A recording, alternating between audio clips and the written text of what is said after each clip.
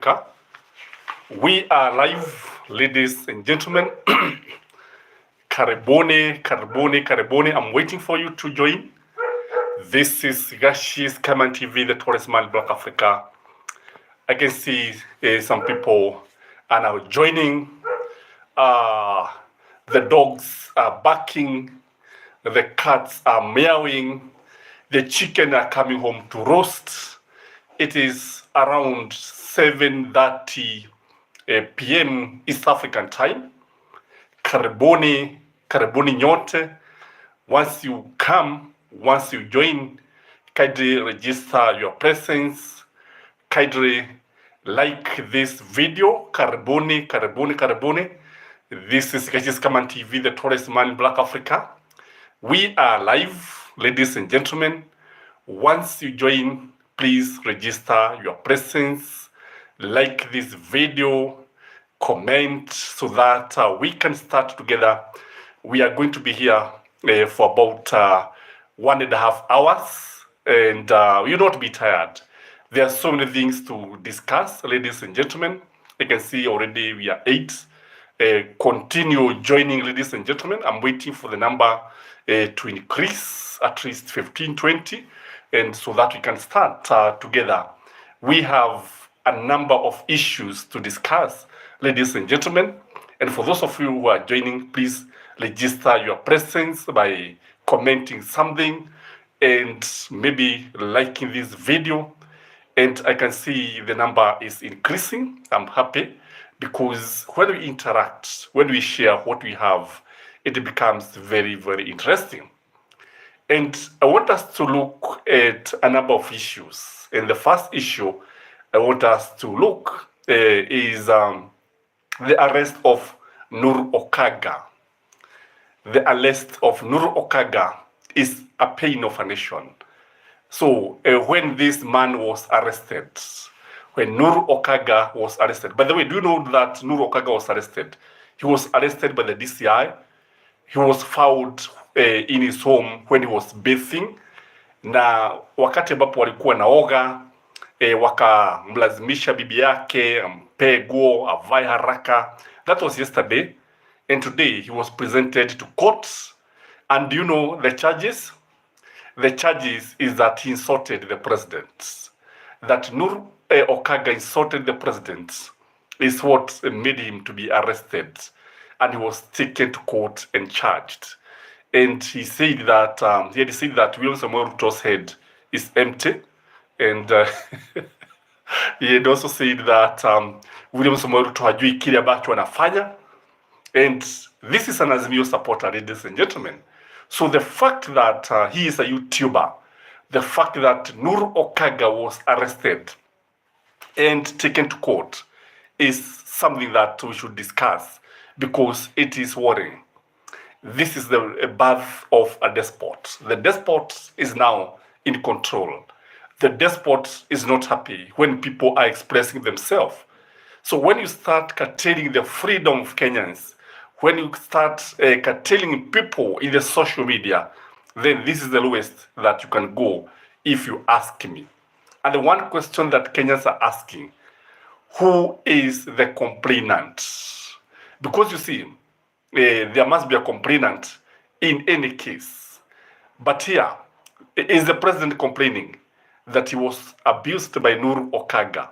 Na sasa hata ukiangalia jameni, Nur Okaga ukilinganisha na William Samoei Ruto, do you think Nur Okaga is posing any danger to William Samoei Ruto? Ladies and gentlemen, karibuni, Alice Mobi. Hey there, I am here. Karibu, Alice Mobi. Guys, like this video, comment, register your presence. Let me know what you think about the arrest of Nur Okaga. And by the way, Nur Okaga anafaa kuachiwa Mugu atafute school fees because the guy did KCP and I understand he did very well. Kwa sasa kule kwenda kumtia baroni inasaidia nini? Huyu ni mwanafunzi jameni. Sijui mnaona nini? Mnaonaje? Because this is a student, if you ask me. So arresting Nur Okaga doesn't add up. Nur Okaga is just a youthful guy. And sasa kule kumtia baroni eti kwa sababu walimtusi William Samoei Ruto. How many people have been speaking ill about others? And if at all he made a mistake, I think it was YouTube that could have actually called him to order, but not the president. So before setting the DCI to arrest a young man, a harmless man, Nuru Okaga, it is wrong in my view. Jasigoti High Command, na B is more reincarnated, na bado we must tighten our cheap belt. Asante sana Jasigoi. And me ukiniuliza nitasema we don't have even the belts. We don't have even those cheap belts. I like your observation, but majority of Kenyans have no belt to tighten kwa sababu sasa wameachwa na nini jameni? So what we are saying that wakati wa enzi za Moi hivi ndivyo ilikuwa inafanyika. In fact I'm told that the DCI wakati walikuwa naitwa CID, they could go even to university lecture halls, wanapadwa pale, they would wait for the lecture to continue this lecture, and then akimaliza anatiwa baroni. Wengine walikuwa wanajifanya ati wanafunzi, mtu anaigia, he was given a room, especially the University of Nairobi and even Moi University, wakiwa pale, and even Kenyatta University, mtu anakaa pale. You see that some students who do not even progress. Mtu amekaa university miaka mitano, najiuliza what is happening? Kumbe ni CID, and this is where we are heading back to. Tunarudi kule jameni. Guys, like this video and comment, and so that we can share what we are learning here, because haya mambo ya kuatia watu baroni sio mambo mazuri. Fred Okech anatuambia this is just to set the presidents for more arrest moving forward. I agree with you, but it is wrong in my view. It should not happen at all, because our constitution guarantees the freedom of expression.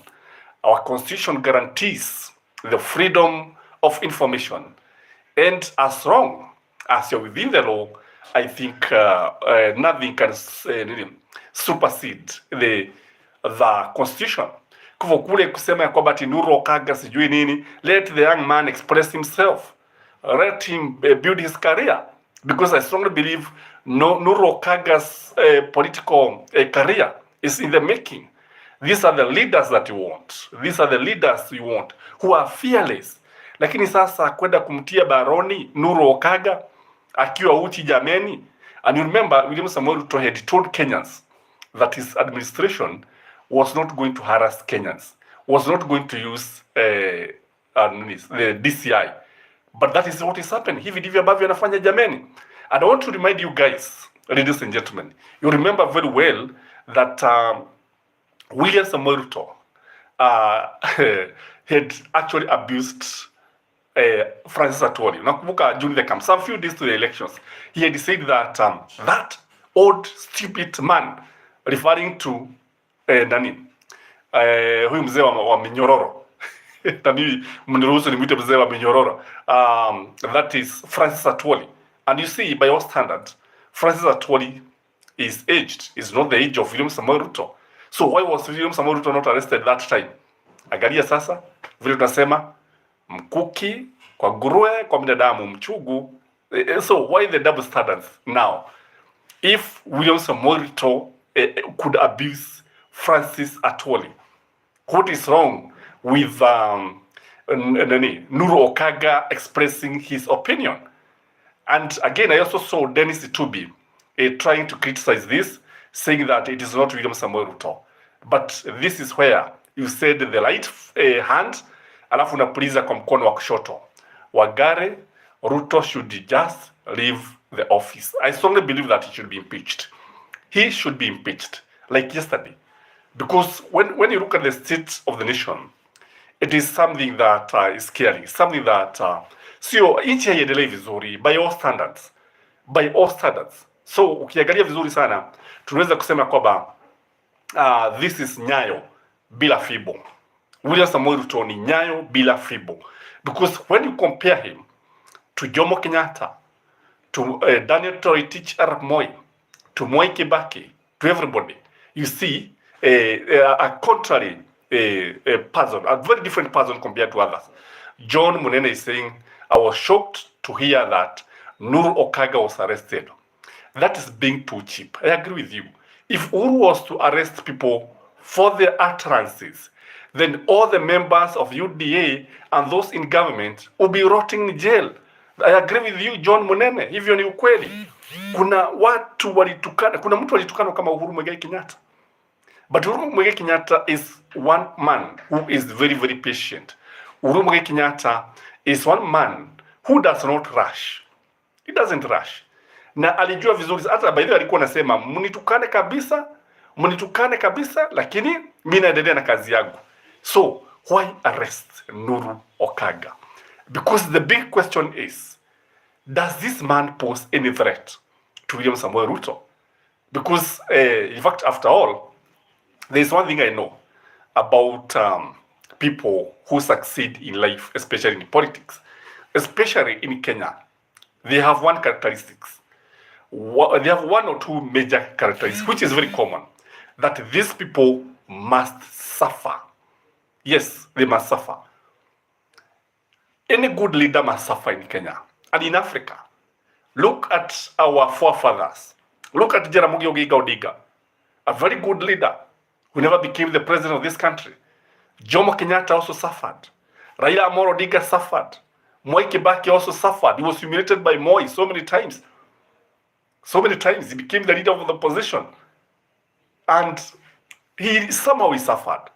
But when you look at William Samoei Ruto has never fought for anything in this country. William Samoei Ruto has never suffered. He has never sacrificed anything for this nation.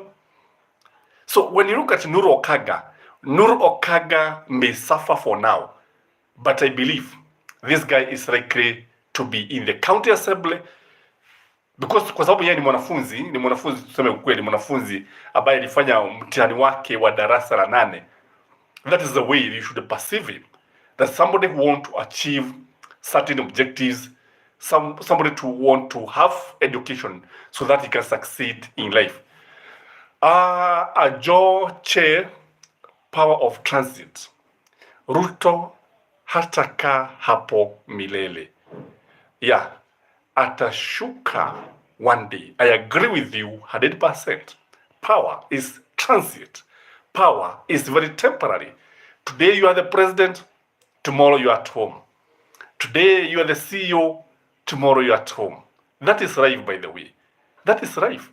So I agree with you, Joe, kwamba leo ni mimi, kesho ni mtu mwingine. Today it is William Samoei Ruto who is sending the DCI to arrest a young man like Nuru Okaga. Tomorrow, somebody else will send the same policeman to arrest, who knows, his grandchildren, who knows, his son, who knows, his daughter.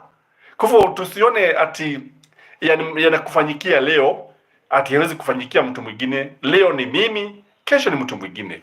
Ladies and gentlemen, that is the first thing I want us to discuss. And I think I like the way you have contributed about Nuru Okaga. It was wrong, in my view, to arrest Nuru Okaga. It was not the best thing to do. Because if they felt that he was doing the wrong thing, maybe he could have been, they could have summoned him and maybe warn him, tell him, this is it. But I think there's nothing wrong by expressing a contrary opinion. I don't have to say what you are saying. I don't have to agree with you. There's nothing wrong by expressing your opinion. You have the right to think the way you want. You have the right to express yourself the way you want. So hapo William Samoei Ruto alikosea kabisa. Because tukiuliza jameni, ni nani alituma polisi kwenda kumtia baroni na hatimaye kumpeleka mahakamani?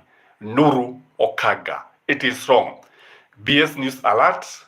Hello, Sky Tall. I'm fine, BS. Karibu. Here we were discussing about the arrest of Nuru Okaga, and then he was taken to court. And this is harassment, if you ask me.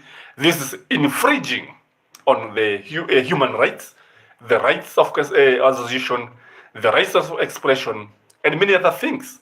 Because we have seen people in UDA, we have seen UDA supporters insulting Raila Amolo Odinga. Tumeona hivyo.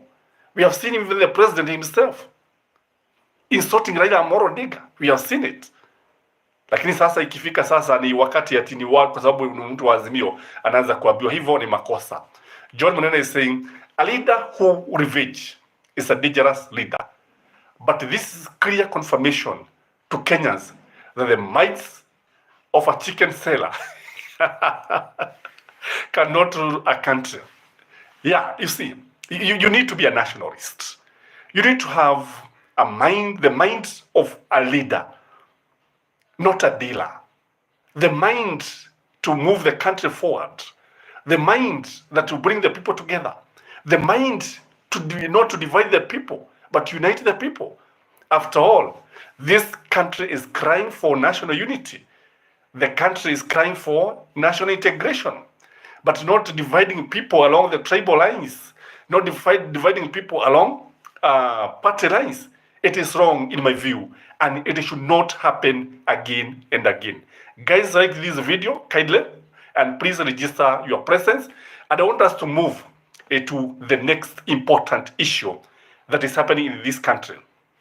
The absence of Martha Karua. Of late, we have seen Raila Amolo Odinga and Stephen Kalonzo Musyoka na wakati mwingine Wamalwa Eugene wakiwa pamoja, and Martha Karua has been missing in action. What could be happening, ladies and gentlemen? What do you think could be happening? Is there a problem in Azimio? That's the question that many people are asking. Why is Martha Karua missing in these meetings? Could there be a disagreement? What do you think is happening?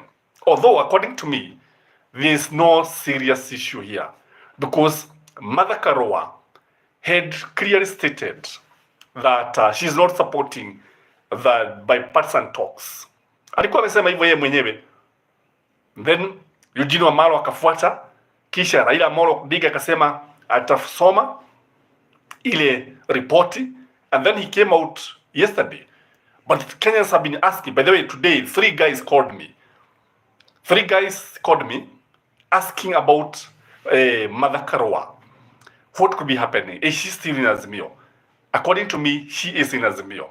But one thing is very clear. If you look at Stephen Kalonzo Musyoka and Raila Amolo Odinga, these days they are very close. Very close. Wamekuwa kama chada na pete. Pale ambapo unamwona Raila Amolo Odinga na Kalonzo ako hapo karibu. Pale ambapo unamwona Kalonzo Musyoka na Raila hapo karibu. Because if you ask me, Raila Amolo Odinga is passing a statement that his heart is in Kalonzo Musyoka. That is the message that he's telling Kenyans. I don't know what you think. But according to me, the absence of Martha Karua in Azimio meetings, especially the pressers, is an indication that Raila ako pale pamoja. Kennedy Barasa, Azimio leaders must stick together, because as things stand, the future is bright for them. I agree with you. Because if they disintegrate, in fact, it is them who are going to suffer. How do you about watakuja kujilaumu wao wenyewe? Watakuja kujilaumu wao wenyewe. Ni heri wasimame pale pamoja. Although I know one thing about Martha Karua. Martha Karua cannot work with Kenya Kwanza. In fact, she better quit politics than working with Kenya Kwanza. Her heart is in Azimio. But I know, just like any other person, you know, anybody who is not hungry for power, any politician who is not hungry for power, any politician who does not want to or don't want to win power, I think, according to me, has no business being in politics. Because the business of politics is winning power. Nothing but power. So the fact that the heart of Raila Amolo Odinga seems to be leaning towards Kalonzo, maybe ni jambo ambalo ni swala ambalo halikumfurahisha Martha Karua, na kwa sababu halikumfurahisha Martha Karua, labda Martha Karua sasa akajitega kiasi. Lakini kujitega sio kusema kwamba ameenda, because you see, we are human beings, we have emotions, and our emotional intelligence differ. Our reactions to various issues differ. There are some people who will laugh when they are like Fred Ketel ukiangalia wakati amekasirika anacheka. I think that is meant to disarm the enemy. But when you look at Mother Karua, she's different. Mother Karua is somehow emotional. Mother Karua is somehow volcanic. Mother Karua can easily erupt, if you ask me. So what we are saying here is that Mother Karua, let people not say that she has moved out of Azimio. Bado wako na Raila. Na Raila hata yeye mwenyewe alisema hivyo. Where they are differing is that Mother Karua does not support anything from bipartisan talk. Hakuna kitu ambacho wanasema ni kizuri. Sijui kama unaonaje. Is there anything that good that you can see in the bipartisan talk report? Is there anything from that national dialogue, that Bomas report that was handed over to Raila Amolo Odinga and William Samoei Ruto? Is there any one thing that you can say this is good? If you ask me, the idea about word fad, that one is good, if you ask me. Hilo jambo ni nzuri. The word fad, we should actually support it. Kwa sababu all said and done, hizi pesa zitaishia mashinani. Hizi pesa zitaishia vijijini. Hizi pesa zitaishia mitaani. And who is going to benefit? Huyu ni mtu wa kawaida. Mtu wa kawaida ambaye atanufaika. So that is one thing I like about it. But there are so many things that we don't like about it. There are so many things that we don't like about the bipartisan talk.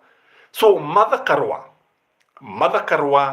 the fact that she is not being present, the fact that haonekani katika ile mikutano does not mean that she is not with Raila Amolo Odinga. I don't know what you think. Maybe you can comment in the comment section what you think about Mother Karua.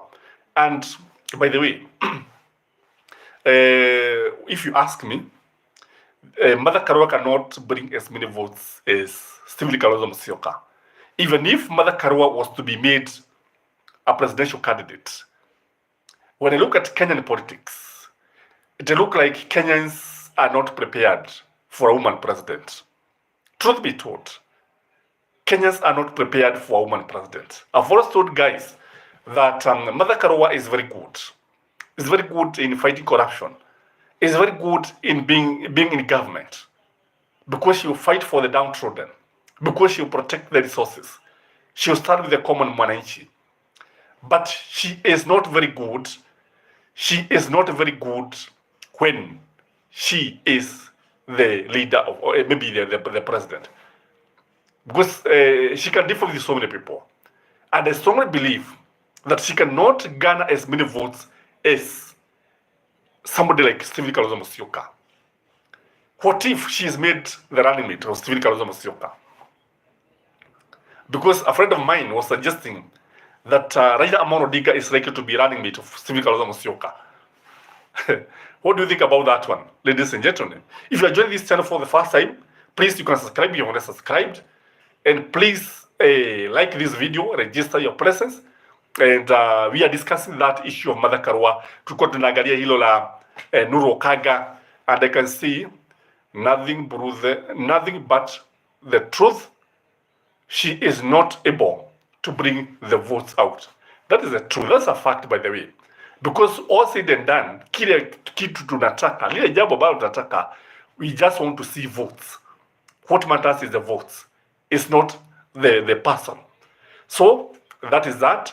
There's also this issue. Raila is talking about referendum, ladies and gentlemen.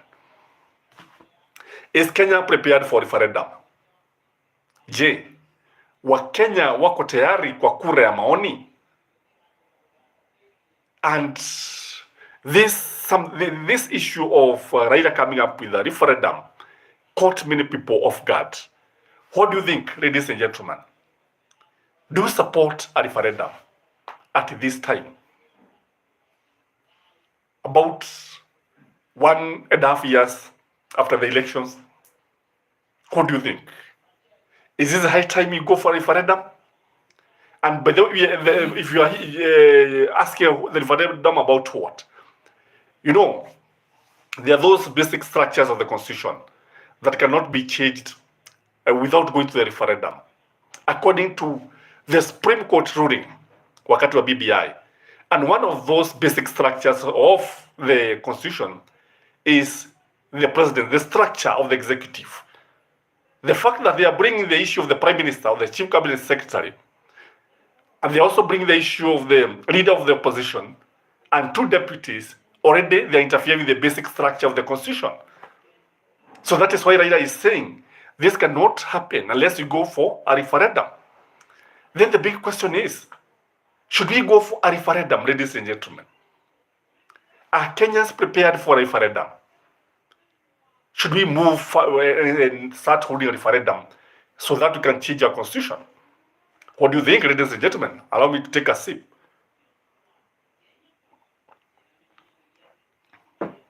What do you think, ladies and gentlemen?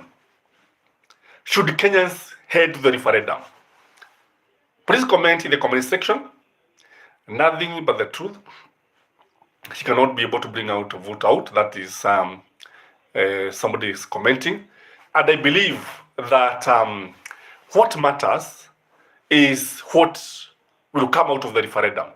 Derek Moladi is saying Raila should avoid the games he is playing on them. Ruto is playing on them. I repeat, Raila should avoid the games Ruto is playing on them, just keeping them busy as he ruins the country. No wonder Martha Karua is not interested in their meetings anymore. Very good observation. Very good observation. Ruto is busy ruining the country. And according to Derek, we should not interfere with William Samoei Ruto. He should be allowed to continue making mistakes, because never interfere with your enemy when he is making mistakes. Never interfere with your opponent when he is making mistakes. Allow him to continue making mistakes. It is good. Wacha endelee tu kufanya makosa. Watu watakuja kujionea. And he is saying, no wonder Martha Karua is not interested in their meetings anymore. That's a very good observation, because Derek Moladi is telling us that one of the reasons why Martha Karua is keeping off Azimio meetings is because she's not interested with whatever is happening. She's not interested. Anataka aachiwe tu serikali iachiwe. Serikali ya William Samoei Ruto. Watu wachane na serikali ya William Samoei Ruto, waendelee kufanya makosa. Wakiendelea kufanya makosa, watu watakuja kuwalaumu wao wenyewe. Now here comes the issue of referendum. That is where we are, ladies and gentlemen. That Azimio is calling for referendum. Azimio is saying that the country should move and have a referendum. And if you ask me, that one look like Azimio is Raila Amolo Odinga and Kalonzo Musyoka. It look like they are accepting this thing. It look like they are embracing the report. Although they are talking about the issue of the cost of living, in that meeting, they did not come out very clearly. You know what they are supposed to tell Kenyans? That we are giving William Samoei Ruto, like Raila used to do. He would give William Samoei Ruto ultimatums. Ati kufikia tarehe fulani, if you not have done this by this time, this is what we are going to do. So if you ask me, Azimio should come out, give William Samoei Ruto ultimatums. Wamwambie, if you are not going to do the following: one, lower the cost of fuel, say with 20 shilling. Cost of electricity, say with 20%. Because you see, the issue is the cost of living. So let them give them ultimatum within a certain time frame. Like now, waseme, we are giving you 2 weeks. If you don't do that, we are going to call maandamano ambayo hujawaiona. Something like that would work. But when you look at what Azimio did not come out very clearly. They did not give the way forward, and people are left hanging.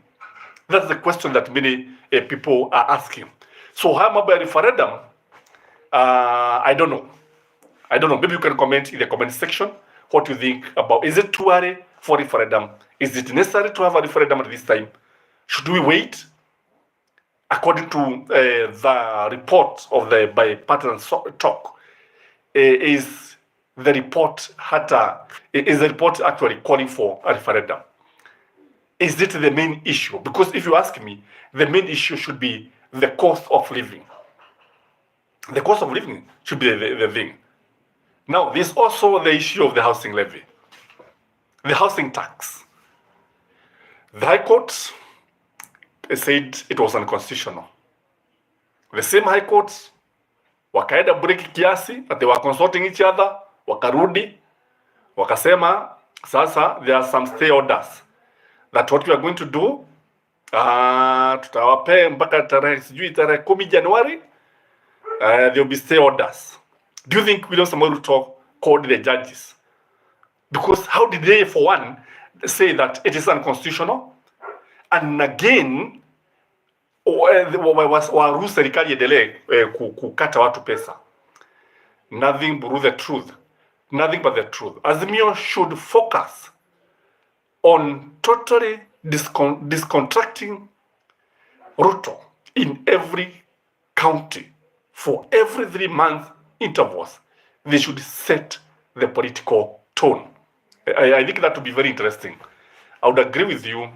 Nothing but the truth. I would agree with you that it is important for Azimio to set the agenda and the tone every 3 months, and they should move in every county, by the way. Like now, what they should do, and I agree with you, what they should do, they should try to move to every county. They'll have that will be about 47 meetings. And by the time they are done with the 47 meetings, William Samoei Ruto will be sweating. He will be sweating blood, I tell you. Kutoka na vile ambavyo, because it is necessary that Azimio try to disorganize him. Because, you know, when they allowed him to continue, aendelee vile ambavyo anaendelea, he will continue, and in the final analysis, watajipata hawana nini?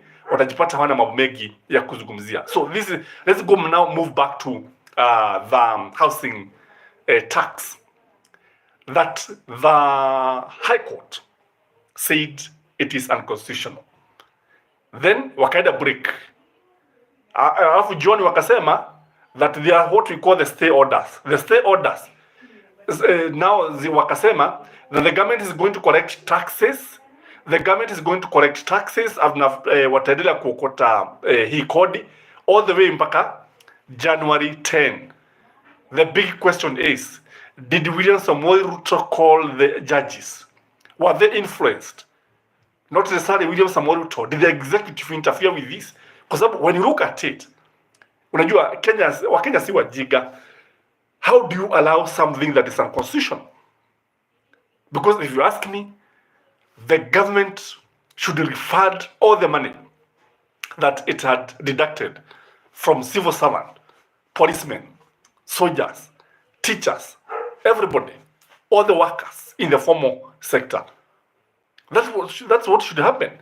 Lakini sasa kule kusema ati wakae sijui 45 days wakifanya nini jameni? 45 days doing what? With an illegality. Because if it's an illegality, it's an illegality. A cow is always a cow from whatever angle you look at it. You cannot tell us that this something is good and this is poison, and you are drinking poison like this. And then kwa sababu ni poison, hutaendelea kukunywa. Utakunywa mpaka the next 45 days. No, it doesn't make sense. It doesn't make sense. And here what we are saying is that I think Raila Amolo Odinga told Kenyans that hizi pesa ambazo zinaokotwa, hii kodi ambayo unaona, because when you look at the government, when you look at William Samoei Ruto, in fact, kama kuna kitu ambacho anataka ni hiyo tax. And Raila Amolo Odinga told us that this money will be used for campaign. It is this money that will be used. This is the money that will be used to a campaign. Because you see, a campaign requires a lot of money. A presidential campaign requires a lot of money. So do you agree with Raila Amolo Odinga that the housing tax is the money that the government is collecting to build or to mobilize funds for a campaign. What do you think, ladies and gentlemen? Because if you ask me, I think Raila Amolo Odinga has a point. You know, most of the time, Raila is 100% correct. Most of the time. You remember he told us something about the Eurobond. And by the way, today I was reading the Financial Times. And J.P. Morgan has started investigating that issue. And remember, in 2014, if you have been following the politics of this country, Raila Amolo Odinga told us that Eurobond was a scam. Eurobond was a scandal. And it is coming to pass. And it is in the Financial Times, one of the most reliable newspaper that you can rely on, that it was a scam. Sijui about $117 million were wired to some people's account, and it is shocking, by the way. And nothing but the truth is saying Hustlers Fund and also the New Health Fund, this is the government of funds. Derek Muladi is saying, we must agree the weak link in the judiciary is the Supreme Court, starting with the Mother Koome. She must have been the one called to put the constitutional courts in order. I agree with you. Kwa sababu hawa majaji, hawa mahakimu walikuwa wameshaamua, they had already decided. And then after deciding, just to please the powers that be, because they have been captured, the judiciary have been captured by the executive, that now they have to keep on pleasing them. You remember, one of the things that William Samoei Ruto did when he was sworn in the following day was to swear the 7 Supreme Court judges, just to please the judiciary. And again, the funding, he increased the funding of the judiciary, just to please them. And that is something that is expected. Kwa hivyo ukiangalia vizuri sana, utaona the housing levy is the money that the government is trying to mobilize and is going to build the war chest, pesa za campaign. I'm telling you, kama kuna wakati ambapo pesa zitatumika is 2027, coming at a time when William Samoei Ruto knows very well that it will be easier for Lakamo to pass through the eye of a needle than for him to win the presidency. Because I strongly believe he will not win the presidency. And that is that, ladies and gentlemen. Allow me to move to something very interesting. Our CSs are fearing to go to the Senate. And you know why? Wanaogopa kwenda katika Senate. They are fearing to go to the Senate committees. And the reason they are fearing Okia Omtata, they are fearing Sifuna, and they are also fearing Boni Khalwale. These senators are roasting them. The senators are roasting like nobody's business. Na ni vizuri sana that wakisikia ati wanaenda mbele ya Sifuna, wakisikia ati wanaenda mbele ya Okia Omtata, wakisikia wanaenda mbele ya Boni Khalwale, wanaanza kutetemeka. Wanatetemeka hivi. They are fearing attending those meetings. Wanaogopa, wanatetemeka, wanawasiwasi.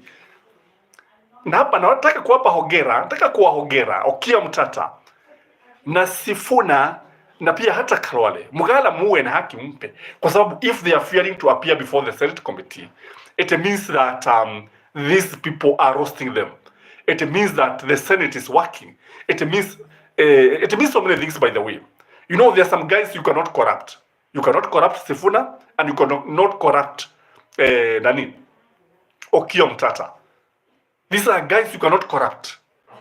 And that is why our CSs, wakisikia wanaenda pale, wanaogopa. Some of them are giving excuses. I know they're supposed to attend. Like Murkomen si mara moja amewahi kukataa kwenda, akaitwa akakataa. Sio peke yake, hata Kindiki kuna wakati aliitwa and he was reluctant to go. Because when they face Sifuna, you know, they are facing somebody who is brainy. They are facing somebody who wants facts. They are facing somebody who has a fact on his fingers. when they are facing Okiya Omtata. Okiya Omtata is one senator who will do a lot of research. Kwa hivyo akikuuliza akikwambia hivi, for example, akikwambia for example, tuseme kwa mfano ni Rebecca Miano, the investment and trade CS. Najua kuna mmoja wake alikuwa anaenda pale, I think one of the CEO wa kampuni gani alikuwa ende pale, but hakwenda. Kwa hivyo Miano akaenda peke yake pale. Kwenda peke yake pale, anakuta amegojewa pale. And you see what they were asking, what the Senate was asking, is about the edible oil. That 16.5 billion was lost. 16.5 billion added in some people's pockets. 16.5 billion was shared by some CS and some government officers. Kwa hivyo walikuwa wanaulizwa hizi pesa ziko wapi? And you see, Okiya Omtata has all the facts. Sifuna again has all the facts. Kwa hivyo hama makatibu wetu, mawaziri wetu wanatemeka hivi, wanatemeka, they are shaking like reeds. So you can see, unajua tunasema kwamba the guilty are always afraid. Mwenye mavi hujishuku. Ukiona kuna jambo ambalo utaulizwa, utaanza kujishuku wewe mwenyewe. Tunaona watu nakuja kuniulizia nini? So you can see the way William Samoei Ruto. No, one thing that William Samoei Ruto did is that when he was appointing the cabinet, he went for loyalty, as we have always said, instead of competence. So you realize that some of these guys don't know what they are doing in office. Some of these CSs are clueless. Some of these CSs don't know anything about their ministers. And this is a fact. I was listening to CS yesterday for health, Susan Nakumicha, and she is a lot to be desired. Her knowledge about the minister, her knowledge about cancer, is a lot to be desired. And you see, I'm not saying she's a doctor. She know everything just like a medical doctor. But when it comes to policy, and the policy, because the minister, the CS, is there because of the government policy or the ministry, or the policy of the ministry. But now what we are seeing yesterday, Kenyans were treated to somebody who is clueless about the government plans and the management of the cancer. And that is the truth of the matter. And that was happening, by the way, on national TV, Citizen TV, live coverage. It was shocking in my view. So William Samoei Ruto's CSs are fearing to face the Senate. And I'm telling you, they are fearing 3 senators. Okiya Omtata, because he has the facts. They are fearing Sifuna because he has the facts. And they are also fearing Boni Khalwale because he is also shooting without missing. And he's shooting below the belt. So you can imagine the way these guys are being roasted, which is good in my view, because what we can say, the Senate work is to oversight. And because they're oversighting, they're doing the right thing. We should commend them. Let's commend them when they are doing right. Like now, how can we fail to congratulate Okiya Omtata because of work well done? How can we fail to say asante sana, hongera, Sifuna, kazi maridhawa ambayo unafanya? Because you are playing the oversight role so well. Ladies and gentlemen, there is also, I want to ask you a question. Pale Ruto amefika, do you think he can go up or down? Do you think William Samoei Ruto, do you think he can go up or down from where he is? Because if you ask me, William Samoei Ruto can only come down. He cannot go up. What I mean is that his popularity cannot go beyond where he is. It can only come down. It can only come down. And this is shocking because his popularity rating, if an independent firm was to carry an audit, not an audit, was to carry out an opinion poll, William Samoei Ruto's popularity rating is very low. I think his popularity rating is below 20%. is below 20%. I think Wajackoyah today is more popular than William Samoei Ruto. That is a fact. Because somebody was telling me that there was an opinion poll that was carried out, and it was shocking, very shocking, because the most popular politician was Uhuru Muigai Kenyatta. Can you imagine? And the most popular politician is Uhuru Muigai Kenyatta, followed by Raila Amolo Odinga, Stephen Kalonzo Musyoka, Martha Karua, and kule mwisho kulikuwa na akina Ruto kule mwisho na akina Eugene Wamalwa walikuwa kule mwisho. Would you imagine that William Samoei Ruto is losing popularity every day? So that is why I'm saying he cannot move up. He can only move down. He can only move down. And that is why I'm saying Azimio has all the chance. Azimio has all the chance to win the 2027 election. And in fact, the election is there for them to lose. If they want to lose, they can lose it. Even if they don't campaign, they can win the election. They can win the election whether they campaign or not. If at all, it is William Samoei Ruto who will be UDA candidate. William Samoei Ruto is not going to win the elections. William Samoei Ruto will be a one-term president. Yes, when people say that Ruto must go, sababu hivyo ndivyo watu wanasema Ruto must go, he will go in 2027. What do you think, ladies and gentlemen? Do you think he can win the second term? Because if you ask me, he cannot win the second term. There are no chances. Chances are almost zero. Chances of William Samoei Ruto winning the 2027 general elections are almost zero. That is it. But some people are asking, kama atakubali. John Munene is saying CS are fearing because of their incompetence, yes, and guilt. The guilty are always afraid, yes. Again, actions of the government cannot be defended anywhere by any sane person. I agree with you.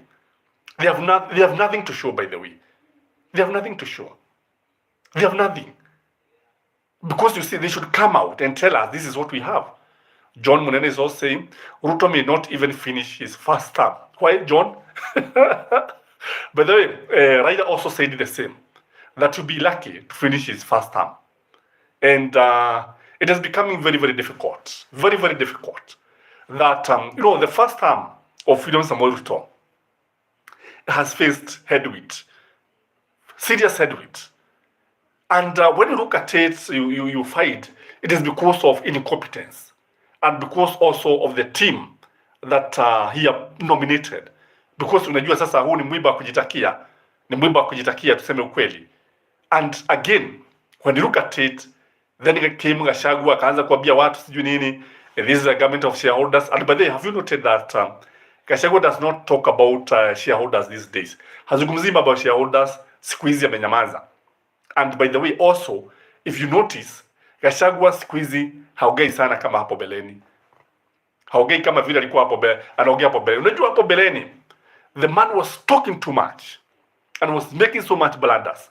And he was not caring. These days, I think he has been tamed. I think he has been told, mzee, enda pole pole. Unafanya makosa mengi. Remember the way we used to say, give Gachagua the mic. Unakumbuka wakati vile tulikuwa tunasema hivyo kwa sababu he would make so many blunders. And even these days, I think he has toned down. He is no longer saying about him aboya Kenya, sijui ni kama shareholders, sijui nini. Kwa sababu anaona hata akisema hivyo, there are some people who are more shareholders than others. That is what he realized. Remember the way pale Ikulu unapata ya kwamba the control of State House akiwa pale sasa ndiye anaajiri watu kazi. Ati unashtukia yeye ni waziri. Kuna mtu alipewa kazi hata huna habari, amepewa kazi, uko tu pale, you are not even informed. Yours is just to facilitate. Ataenda wapi sijui nini. Already has been appointed. So what we are saying is that William Samoei Ruto can only come down and cannot go up. His popularity cannot go beyond where he is. There is also this issue of what he said today.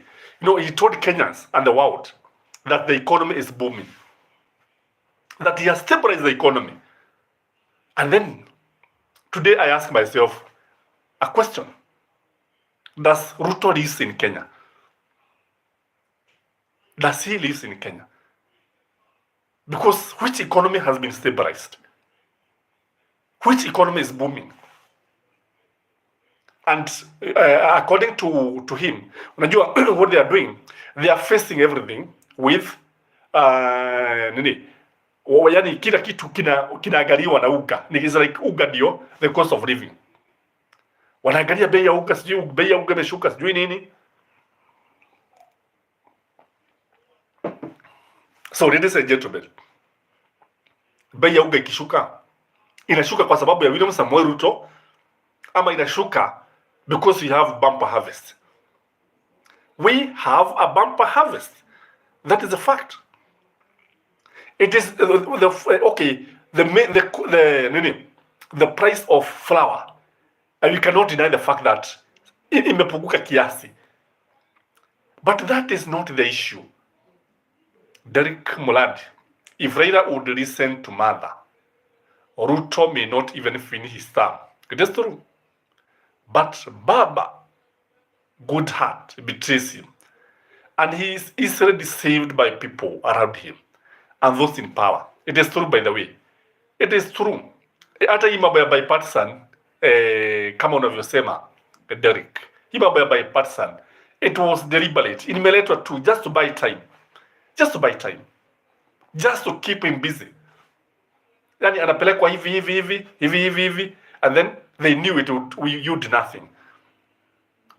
And sasa ukiangalia vizuri utaona kwamba that issue of the cost of living, that the fact that William Samoei Ruto is telling Kenyans that the economy is stable, it is not true.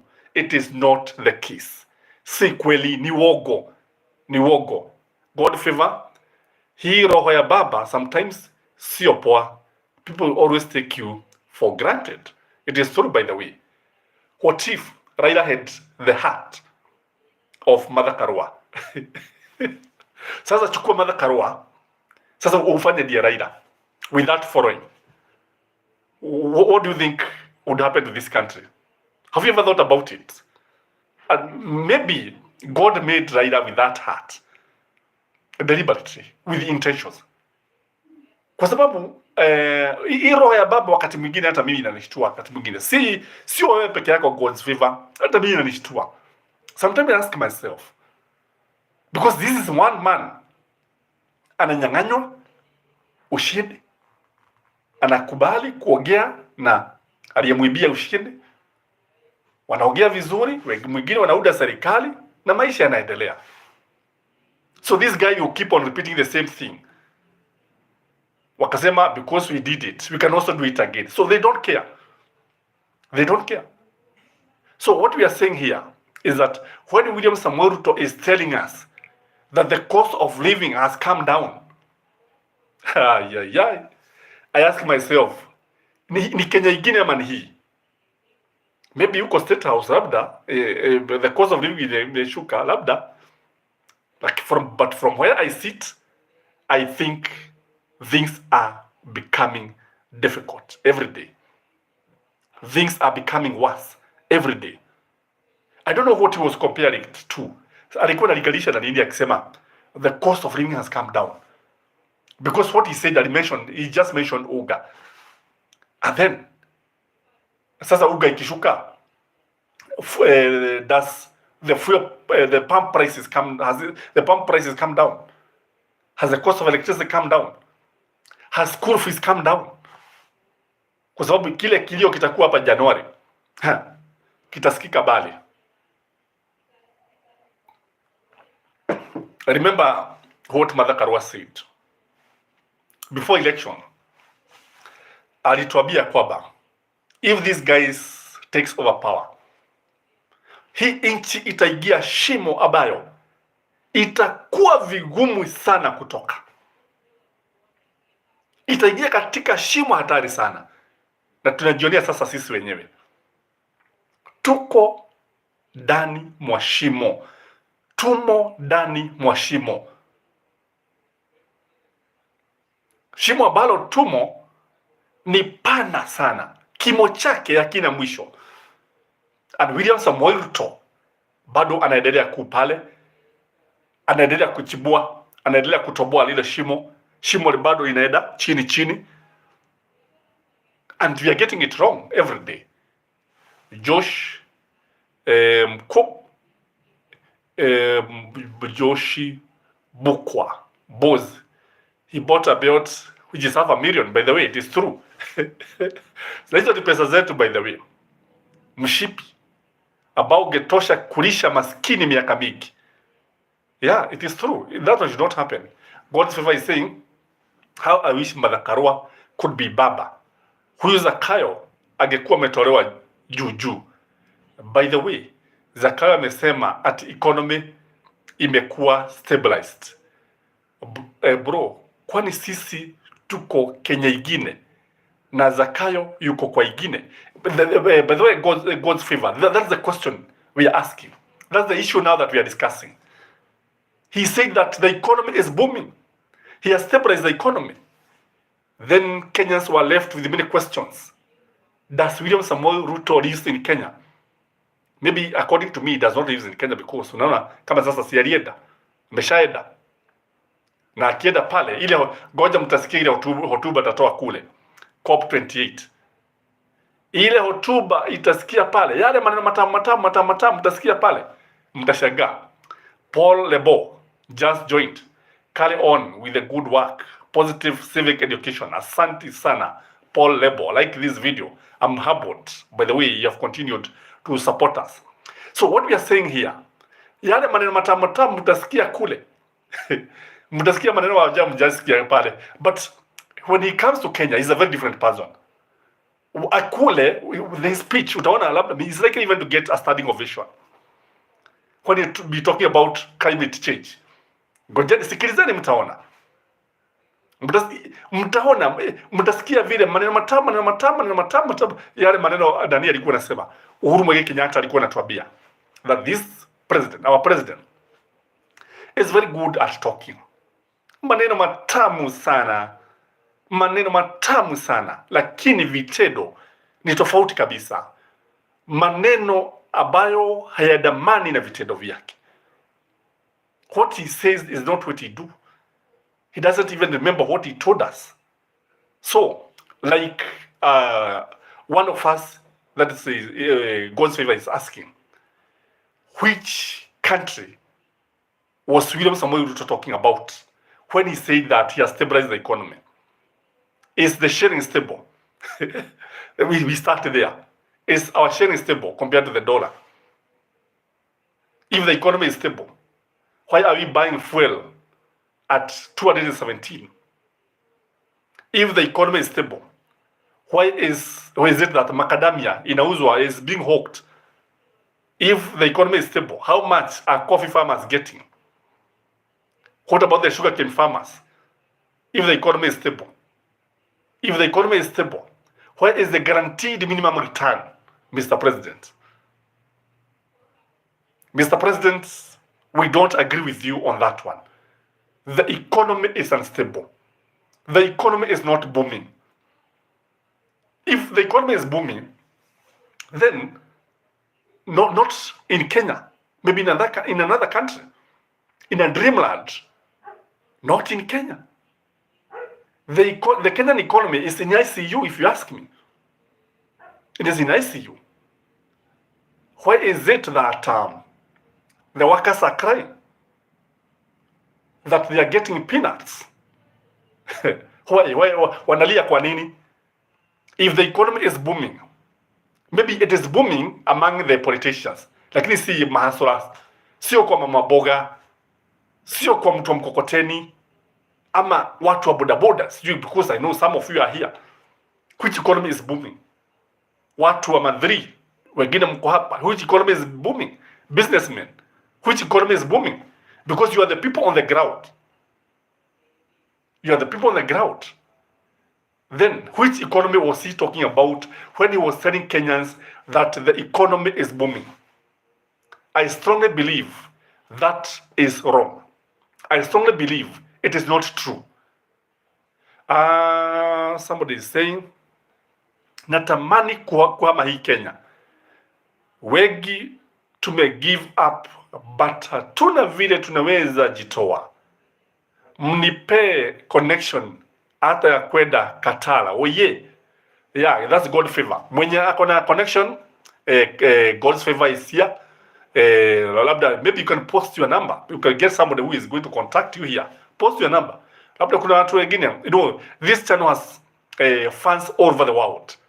There are others in Qatar, as you say, others in Saudi Arabia, others in where? Others in America, England, Germany, all over. Kwa hivyo ni vizuri kujisema, kujiongelesha, tuseme kujiongelesha. Ni wega kuyaria kwa Kikuyu. Kwa sababu you may get somebody, by the way, who can actually connect you. Kwa sababu kusema kweli Wakenya wanalia. Kusema kweli, when William Samoei Ruto was telling the Kenyans that the economy is booming, that he has stabilized the economy, Kenyans were left with so many questions. So many questions. We know it is not true. We know it is not the case. We know that what he was saying is not the case. Again, remember about the Hustlers Fund. Today, Hustlers Fund was having 1-year anniversary. Now, the funny thing that happened there, wakati alienda pale hakukuwa na watu. What happened is that the sub-county commissioners vile walikuwa wanafanya, they mobilized people to come, the hustlers to come. And I know money must have changed hands there. So people are told to go there, washangilie, wengine vile watasema. And when you look at it, like what he was saying, that the Hustlers Funds operates with 12 billion. It operates with 12 billion. Look at it. But it has given out 40 billion. Is that possible? Mathematically, how is that one? For those of you here who are mathematicians, how can you have 12 billion and you have umekopesha 40 billion? It doesn't make sense if you ask me. Which is which? You know, it was better if we were saying that it was operating with 40 billion and it has given out loans amounting to 12 billion. That's what could make sense. You know, I could be the one who doesn't get it up, who doesn't understand what he meant. Maybe you are here. You can tell us. Do you think Hustlers Funds has any impact in our economy? Maybe you are here. How much? Wewe umewahi kukopa pesa gapi? Umewahi kukopa pesa gapi? Unaweza kutuambia wewe umewahi kukopa pesa gapi? Because I know many people borrowed but they never repaid the money. Wengi wakasema hizi pesa za serikali. But if you can be able to borrow and pay, the better. Kama if it works like Freezer, the better. I don't know. Kamujo 2000, probably it meant recycling the money in the kit. Maybe that one can happen, it can happen, but he was talking about the total amount that has been given to the hustlers in form of loans. Maybe that one can happen if you come in the recycling, it can happen that way. Wale wanakopa alafu wanalipa. It's okay, that one. I can understand from that angle. But when you look at it, if you can be able to borrow this money, borrow. Because when I was looking at it, although the amount is very little, because the majority of Kenyans are getting 500, 1,000. Because if I may ask you here, how many of you can borrow 10,000? How many? How many have the ability to borrow 10,000? Very few, ladies and gentlemen. So, because the interest is very low. You can borrow. Now the problem is the amount. According to me, the amount is very little, but the interest is very low compared to banks, even compared to Freezer. If it can be managed properly, I think the better. My problem with Hustlers Fund is that when you look at it, it doesn't have much. It doesn't have a future. It doesn't have a future, if you ask me. This is something that was brought because Kenyans were promised about the Hustlers Funds, but in the fullness of time, this thing is likely to collapse.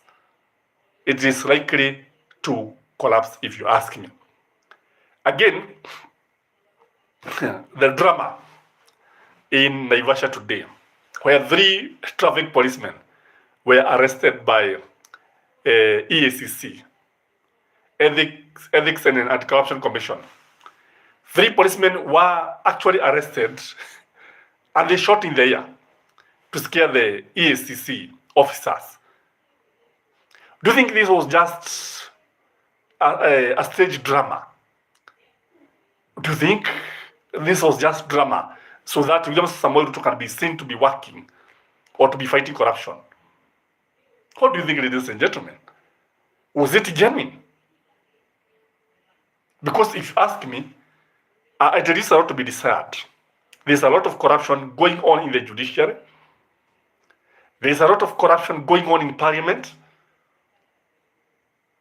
We have not seen parliamentarians or politicians being arrested because of corruption. There is a lot of corruption going on in government offices. And you cannot deny that the policemen are the most corrupt in Kenya. That one you cannot deny, ladies and gentlemen.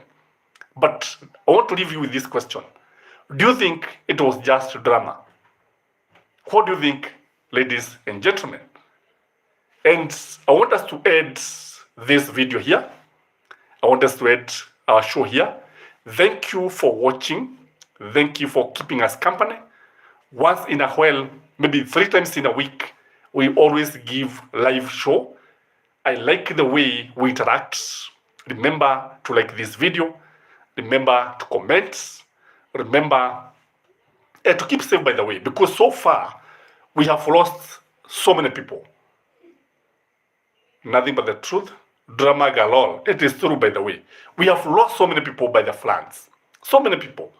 About 0.5 people have been displaced. So, ladies and gentlemen, keep safe wherever you are. Keep safe. Siku zuri jameni. And people have lost a lot of property. Houses have been destroyed. And today, there was, in Kiambu, by the way, yesterday and today, plenty of sunshine. At the sun, you see all for a better Kenya. Thank you very much, guys, and have a blessed night, and see you tomorrow. Bye-bye.